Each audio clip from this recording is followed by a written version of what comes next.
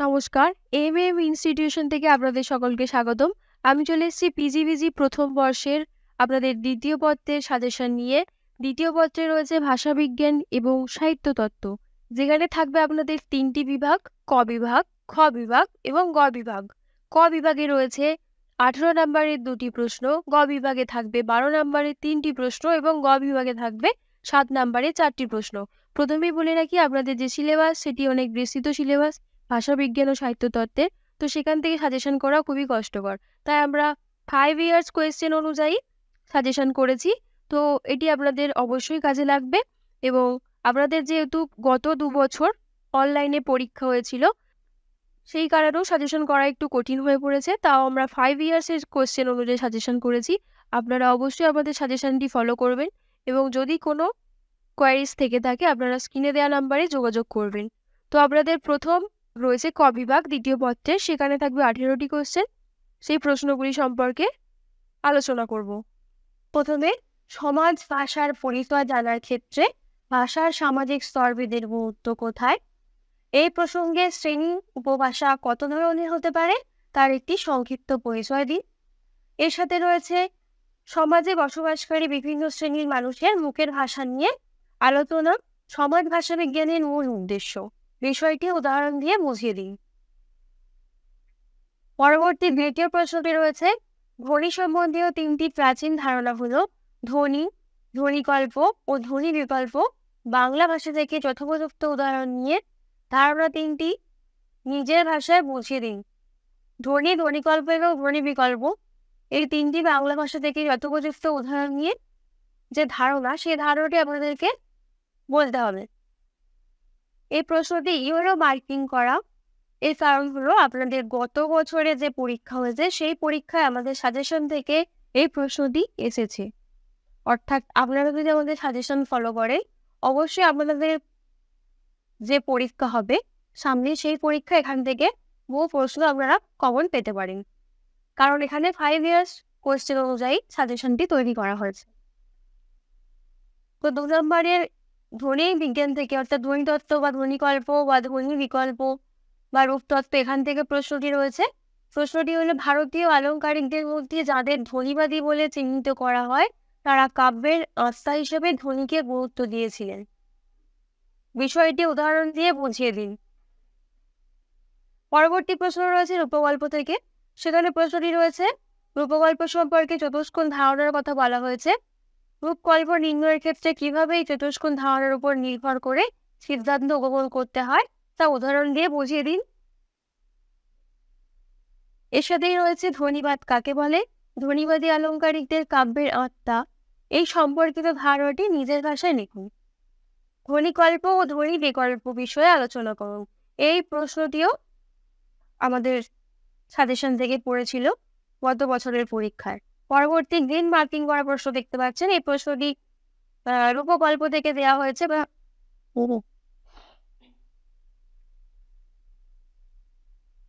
পরবর্তী যে green marking করা প্রশ্নটি দেখতে পাচ্ছেন সেটি আপনাদের 22-23 সিলেবাসে পড়েছে 12 নম্বরের।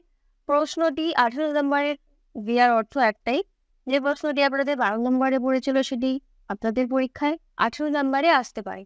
এবং প্রশ্নটি দেওয়া হয়েছে ধ্বনিতত্ত্ব থেকে। প্রশ্নটি হলো কাব্য বিচারের ক্ষেত্রে ধ্বনিবাদীদের মতবাদ কতটা গ্রহণযোগ্য তা বিচার করুন। 4 নম্বর প্রশ্নটি হলো পৃথিবীর অন্যতম প্রাচীন সভ্য দেশ গ্রীসে প্রাচীন যুগ থেকে যে ভাষাবিজ্ঞান চর্চার সূত্রপাত ঘটেছিল তার পরিচয় দিন। অথবা ভাষা পরিকল্পনা কাকে বলে, ভাষা পরিকল্পনার উদ্দেশ্যগুলি আলোচনা করো।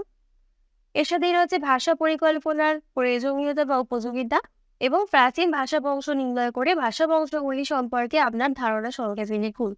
অর্থাৎ এখানে ভাষা বিজ্ঞান থেকে প্রশ্ন করে দেওয়া হয়েছে। ভাষা বিজ্ঞান থেকে যদি আপনাদের এখান থেকে কোনো প্রশ্ন পড়ে, অবশ্যই আপনারা এখান থেকে করতে পারেন। 5 নম্বর প্রশ্নটি রয়েছে বাংলা ব্যাকরণ চর্চার ক্ষেত্রে অষ্টাদশ শতাব্দী থেকে বিংশ শতাব্দী পর্যন্ত যে কালাক্রমিক ধারণাটির পরিচয় পাওয়া যায় সে সম্বন্ধে আপনার মতামত সহ একটি সংক্ষিপ্ত নিবন্ধ রচনা করুন। এরপর 6 নম্বর প্রশ্নটি রয়েছে 19 শতকে পাশ্চাত্যের তুলনামূলক ভাষা বিজ্ঞান চর্চার ধারা বিকাশ লাভ করে, বিষয়টি সংক্ষেপে আলোচনা করে বুঝিয়ে দিন। পরবর্তী প্রশ্ন দেখতে পাচ্ছি গঠনমূলক ভাষা বিজ্ঞান থেকে দিয়েছে। এটি ছিল তার আগের প্রশ্নটি ছিল তুলনামূলক ভাষাবিজ্ঞান থেকে। পরবর্তী প্রশ্ন রয়েছে গঠনমূলক ভাষাবিজ্ঞান থেকে, যেটি আগের বারে পড়ে গেছে। তো আপনাদের জন্য ইম্পর্টেন্ট হচ্ছে তুলনামূলক ভাষাবিজ্ঞান। এই প্রশ্নটি হলো মার্কিং করা, যেটি পড়েছে আমাদের সাজেশন থেকে। এই যে প্রশ্নটি, সেটি আপনাদের 18 নম্বরেও আসতে পারে কিংবা 12 নম্বরে আসতেও পারে। ঐতিহাসিক ভাষাবিজ্ঞানে মেনে নেওয়া হয়েছে যে পৃথিবীর ভাষাগুলি কয়েকটি আদি উৎস ভাষা থেকে জন্মলাভ করেছে। কোন পদ্ধতির সাহায্যে পৃথিবীর প্রাচীনতম ভাষাবংশ নির্ণয় করা হয়েছে তা জানিয়ে এই ভাষাবংশগুলি সম্পর্কে আপনার ধারণা সংক্ষেপে লিখুন। এটা ছিল প্রাচীন ভাষাবংশ থেকে একটি প্রশ্ন, অর্থাৎ পৃথিবীর যে ভাষাগুলি রয়েছে সেগুলি আদি উৎস ভাষা থেকে জন্মলাভ করেছে। যে একটি উক্তি, এটি কোন পদ্ধতির সাহায্যে পৃথিবীর প্রাচীনতম ভাষাবংশ নির্ণয় করা হয়েছে সেটি আপনাদের লিখতে হবে। পরবর্তী প্রশ্নটিও কাব্য বিচারের ক্ষেত্রে ধ্বনিবাদীদের মতবাদ কতটা গ্রহণযোগ্য তা বিচার করুন। এই প্রশ্নটিও এসছে 2022-23 সেশনে। পরবর্তী প্রশ্ন হলো অমৌলিক বাক্য কাকে বলে? মৌলিক বাক্যের সঙ্গে এই বাক্যের পার্থক্য কোথায়? অমৌলিক বাক্যগুলির উদাহরণ দিয়ে বুঝিয়ে দিই। এই প্রশ্নটিও এভাবে মার্কিং করা, অর্থাৎ আমাদের সাজেশন থেকে পড়েছিল। তো এই প্রশ্নটিও আপনারা করতে পারেন। রোমান্টিক কাব্য কবিতা, রোমান্টিক সাহিত্য, তত্ত্ব ভাবনা বিষয়টি তথা নান্দনিক চেতনার সঙ্গে যুক্ত, নিজের ভাষায় ব্যাখ্যা করুন। গঠনমূলক ভাষাতত্ত্বের প্রথম প্রবক্তা হিসাবে সুইস ভাষাতাত্ত্বিক ফার্দিনান্দ দা সোসোর এর কৃতিত্ব বিচার করুন। পরবর্তী প্রশ্ন, বাকযন্ত্রের চিত্র অঙ্কন করে মানুষের বাকযন্ত্রের পরিচয় দিন। নেক্সট প্রশ্ন, রূপকল্প ও বিকল্প নির্ণয়ের পদ্ধতি উদাহরণ সহ আলোচনা করুন। নোয়াম চমস্কি প্রস্তাবিত দ্বিবিভাজিত তত্ত্বের পরিচয় দিন। এই প্রশ্নটি আপনাদের জন্য ইম্পর্টেন্ট হতে পারে। আগের বারে পড়ে গেলেও বা আগের বারে আপনাদের পরীক্ষায় পড়েছে, তাও আপনাদের জন্য ইম্পর্টেন্ট থাকতে পারে। এটি খ বিভাগে অবশ্যই আসতে পারে। প্রশ্নটি পড়েছিল 18 নম্বরে, আপনাদের 12 নম্বরে আসতে পারে। পরবর্তী আপনাদের বিভাগ খ, অর্থাৎ 12 নম্বরে যে প্রশ্নগুলি সাজেশন করা হয়েছে সেগুলি হলো বাক্য কাকে বলে, বাক্যের গঠনগত রূপগত শ্রেণী বিভাগ সম্পর্কে আলোচনা করো। 2 নম্বর প্রশ্ন, কাব্যের আত্মা ধ্বনি বলে যারা আরম্ভ করেছেন, কাব্যের আত্মাদাস বলে তারা উপসংহার করেছেন, উক্তিটির যথার্থতা বিচার করুন। এর সাথে রয়েছে রসধ্বনি, কাব্যের আত্মা, মন্তব্যটির সত্যতা বিচার করুন। অথবা বাংলা শব্দে ব্যবহৃত স্বাধীন ও পরাধীন রূপকল্পের বিন্যাস কেমন হতে পারে তা উদাহরণ দিয়ে নির্দেশ করুন। পরবর্তী প্রশ্ন হচ্ছে ট্রুবেটস্কয় থেকে। ট্রুবেটস্কয় ধ্বনিগত বিরোধ নিয়ে যে আলোচনা করেছেন তার যথাযথ উদাহরণ দিয়ে বুঝিয়ে দিই। এর সাথে রয়েছে সাহিত্যতত্ত্ব বিষয়ক আলোচনায় এরিস্টটলের ভূমিকা, এটি নির্ণয় করতে বলেছে।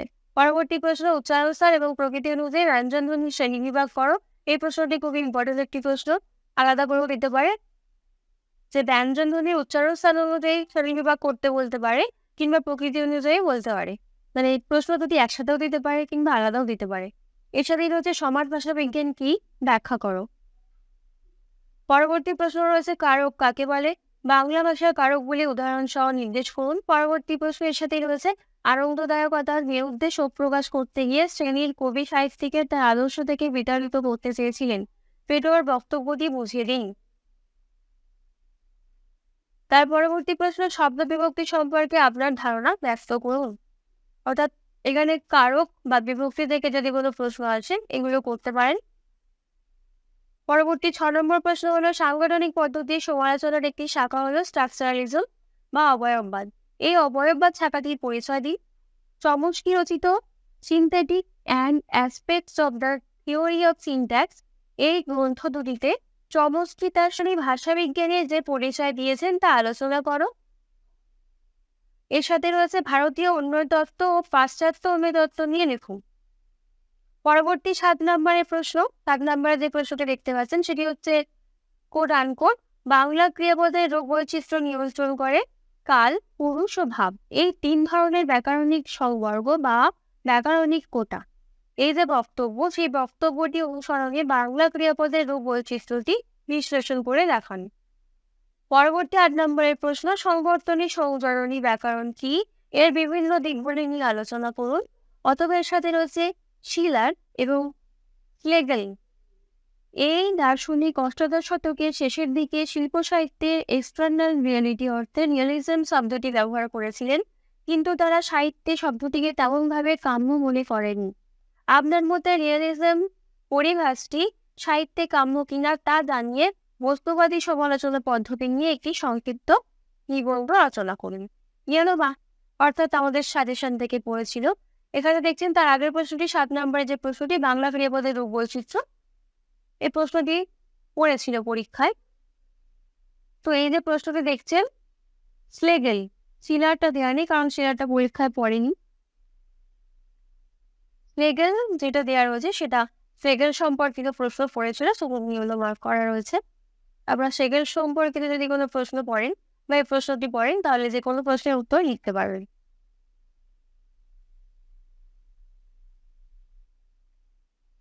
পরবর্তী 9 নম্বরের প্রশ্নটি হলো কবির ভাষা যে উক্তিময় বক্রোক্তি, কুম্ভাচার্য সে কথা তার বক্রোক্তি দীপতম গ্রন্থে আলোচনা করেছিলেন। কুন্তকাচার্যের এই তথ্যটি সহজ করে আপনার মুঘল ভাষায় বুঝিয়ে দিন।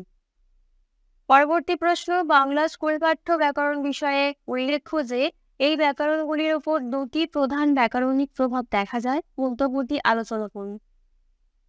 পরবর্তী 10 নম্বরের প্রশ্ন রয়েছে কিভাবে প্রত্যক্ষ বাচ্য থেকে পরোক্ষ বাচ্য সংবর্ধন করা হয়, অর্থাৎ বাচ্য পরিবর্তন আমরা যেটাকে বলবো তা উদাহরণ দিয়ে দেখান। বাচ্য সংবর্ধন উদাহরণ দিয়ে ব্যাখ্যা করুন। পরবর্তী প্রশ্ন রয়েছে শব্দ এবং পদের পার্থক্য লেখুন। বাংলা স্বরধ্বনির শ্রেণী ভাগ করুন। বানান সমস্যা এবং তার সংস্করণ সম্পর্কে আপনার মতামত দিন।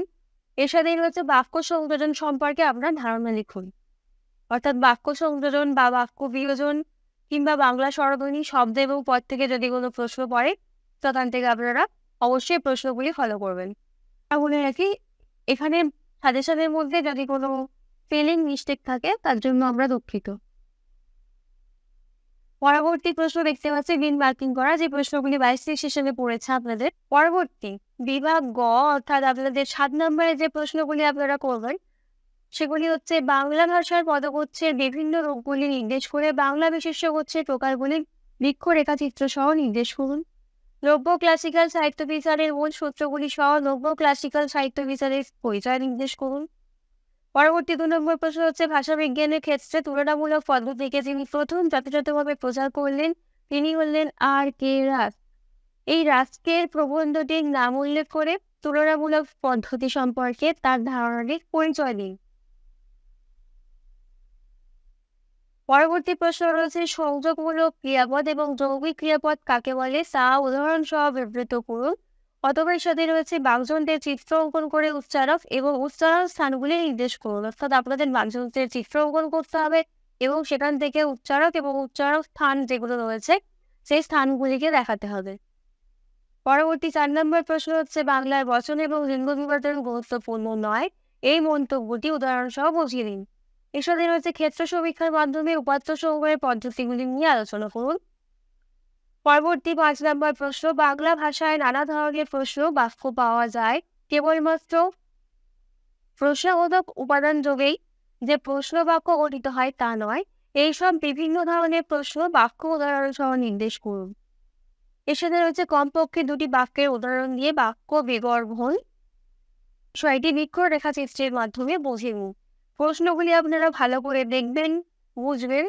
প্রশ্নগুলি আপনাদের কিছু প্রশ্ন একটু ঘুরিয়ে দিতে পারে, যার কারণে হয়তো আপনাদের বুঝতে অসুবিধা হতে পারে। ভালো করে প্রশ্নগুলি পড়লে বুঝতে পারবেন যে প্রশ্নগুলি কোথা থেকে দেওয়া হয়েছে। পরবর্তী 6 নম্বর প্রশ্ন হলো অধঃপতন যখন সংবর্ধনের মধ্য দিয়ে সংযোজিত হয় তখন তাকে বলা হয় অধিগঠন। এই বক্তব্য অবলম্বনে অধঃপতন এবং এর নাম উল্লেখ করে তুলনামূলক পদ্ধতি সম্পর্কে তার ধারণাটি পরিচয় দিন। কিংবা এর সাথে রয়েছে ভাষা পরিকল্পনা সম্পর্কে আপনার ধারণাটি সংক্ষেপে উদাহরণ দিয়ে বুঝিয়ে দিন। 7 নম্বর প্রশ্ন রয়েছে অধিগঠন সম্পর্কে আপনার ধারণাটি ব্যক্ত করুন। ধ্বনিকল্পের পরবর্তী বৃহত্তর একক হল সিলেবেল বা দল বা অক্ষর, এটি আলোচনা করুন। আপনাদের বাংলা টার্ম নাও দিতে পারে বা কোনো বাংলা টার্ম দিলে সেখানে ইংলিশ টার্ম নাও দিতে পারে। 8 নম্বরের প্রশ্ন হলো অ্যারিস্টটলের গুরু প্লেটো কাব্য সাহিত্যের আনন্দদায়ক বিরুদ্ধে ক্ষোভ প্রকাশ করতে গিয়ে এক শ্রেণীর কবি সাহিত্যিকেই তার আদর্শ রাষ্ট্র থেকে বিতাড়িত করতে চেয়েছিলেন। এই উক্তির আলোকে প্লেটোর বক্তব্যটি বুঝিয়ে দিন। পরবর্তী প্রশ্ন গিনবাক করা রয়েছে, মানে আপনাদের 22-23 সেশনে পড়েছিল আগের বছর।